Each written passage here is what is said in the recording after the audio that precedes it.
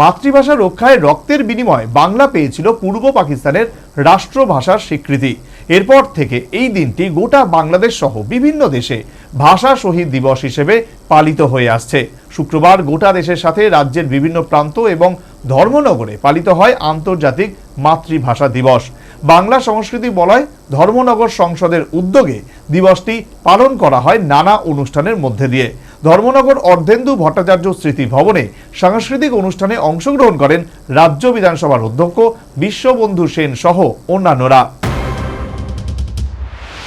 বাংলার দামাল ছেলেরা রক্ত বিসর্জন দিয়েছিল মাতৃভাষার রক্ষার জন্য, যাদের রক্তের বিনিময়ে পূর্ব পাকিস্তান রাষ্ট্রভাষার স্বীকৃতি হিসেবে পেয়েছিল বাংলাকে।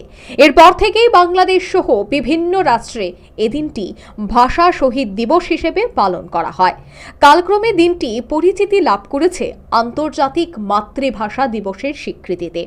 1952 সালের আজকের এই দিনে ভাষার দাবিতে ঢাকার রাজপথে তরুণের তাজা রক্তে লাল হয়েছিল, যাদের রক্তের বিনিময়ে বাংলা পেয়েছিল পূর্ব পাকিস্তানের রাষ্ট্রভাষার স্বীকৃতি।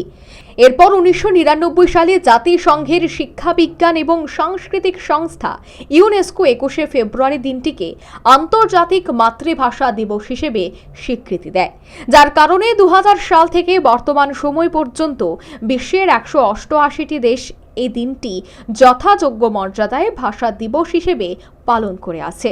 গোটা বিশ্বের সাথে রাজ্যের বিভিন্ন স্থানে শুক্রবার এই দিনটি পালন করা হয়। তবে তার মধ্যে অন্যতম ছিল বাংলা সংস্কৃতি বলয় ধর্মনগর সংসদের উদ্যোগে অনুষ্ঠানটি।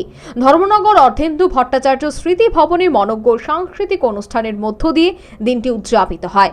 অনুষ্ঠানে উপস্থিত ছিলেন রাজ্য বিধানসভার অধ্যক্ষ বিশ্ববন্ধু সেন, বিশিষ্ট কবি সাহিত্যিক সমর চক্রবর্তী, বাংলা সংস্কৃতি বলয় ধর্মনগর সংসদের সম্পাদক স্বরূপ ঘোষ সহ অন্যান্যরা। সংস্কৃতি বলয় একটি অতি পরিচিত নাম। ইতিমধ্যে আমাদের শুধু রাজ্য না, রাজ্য বহিরাজ্য এই ভারতবর্ষ এবং ভারতবর্ষের বাইরে অন্যান্য যে রাষ্ট্র রয়েছে সেখানেও বাংলা সংস্কৃতি বলয় কাজ করছে। তো এই বাংলা সংস্কৃতি বলয় ধর্মনগর সংসদের উদ্যোগে আজ ধর্মনগর অর্ধেন্দু ভট্টাচার্য স্মৃতি ভবনের প্রাঙ্গণেই সেখানে আমাদের সাংস্কৃতিক অনুষ্ঠান চলছে। ভাষা শহীদদের প্রতি শ্রদ্ধা জানিয়ে কোটি কোটি মানুষের পদচারণায় গোটা বিশ্ব মুখরিত হয়েছে মহান শহীদ দিবস এবং আন্তর্জাতিক মাতৃভাষা দিবসটি।